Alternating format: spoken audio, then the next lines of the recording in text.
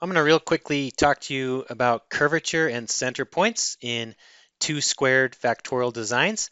This is also applicable to higher order designs like 2 cubed or 2 to the fourth and so on. We're going to go back to our crop production example. You're an agricultural scientist. You have 2 factors, A and B, watering and sunlight, and the response is wheat production per day. We performed effects analysis. Is the effect of A significant? Is the effect of B significant? Is there a significant interaction effect between watering and sunlight? So I showed you how we can do that and how you can perform statistical analysis. And you can use those effects to create crude first-order regression models. Again, a lot of this factorial design stuff is for screening through different factors, and you can create simple linear models. For a 2 squared factorial design, you have a response surface that might look something like this if there's no interaction. It's essentially a flat sheet. But with interaction, you kind of have this curved sheet. It's curved in one dimension. Now what we're going to do is we're going to test for something known as curvature, and that is, does the sheet curve up or down significantly in both directions? So it's not just a folded sheet, it's more of a sheet that's been grabbed and pulled one way or another to create this curved surface. So that's what we refer to as curvature. So after we created these crude first-order regression models, the next step is optimization. What combinations of water and sunlight should we choose that'll lead to optimal wheat production? So if we looked at productivity as a function of sunlight and water, there's going to be some sort of optimal value. And our goal is to find this optimum, so the optimal wheat production. Your crude screening experiments generally are lower down on this curve, so our first order screening models might be one of these small rectangles down here below the optimal wheat production. But we want to sort of climb up to the top and find that value of sunlight and water that leads to optimal wheat production. So at this point, we look at curvature. As we get closer to the optimum, curvature becomes more important. Curvature is not very important when you're lower down on this response surface. So how do we check to see if the factor effects are not linear? Again, we're kind of assuming this linear model in which this is just a flat surface or a tilted surface, but we want to determine if this surface is curved into the screen or out of the screen, and we can look at curvature to answer that question. So to check for nonlinearity, we must add center points. Center points are typically added at 0 level for factors. So this is -1 and this is +1, -1 and +1.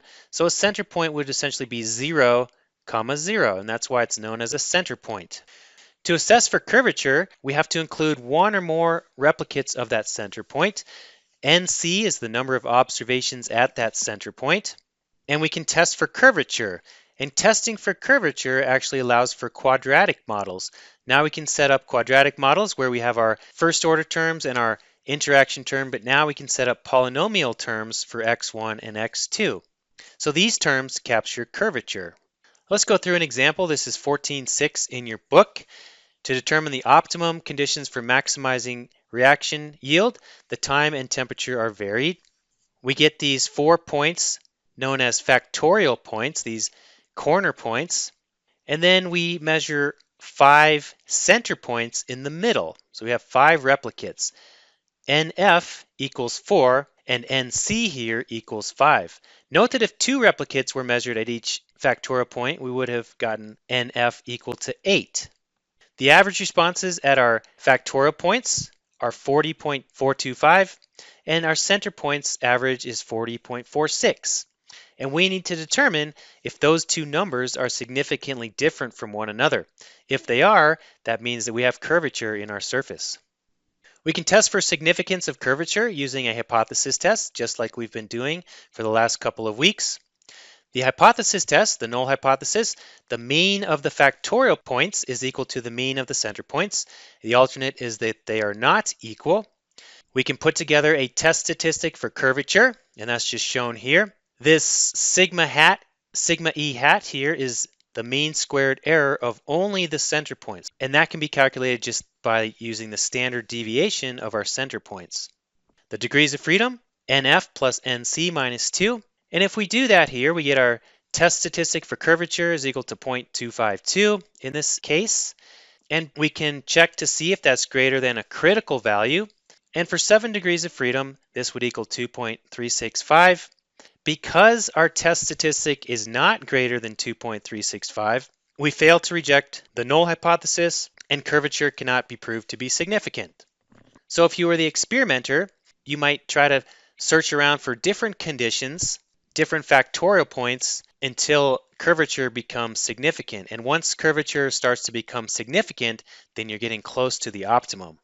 Later on in the course, towards the end of the semester, I'll talk about how we can perform response surface methodology that'll essentially allow us to climb up this response surface. So we'll be able to kind of go up towards the optimum response. So hopefully you learned a little bit more about curvature and center points in this screencast.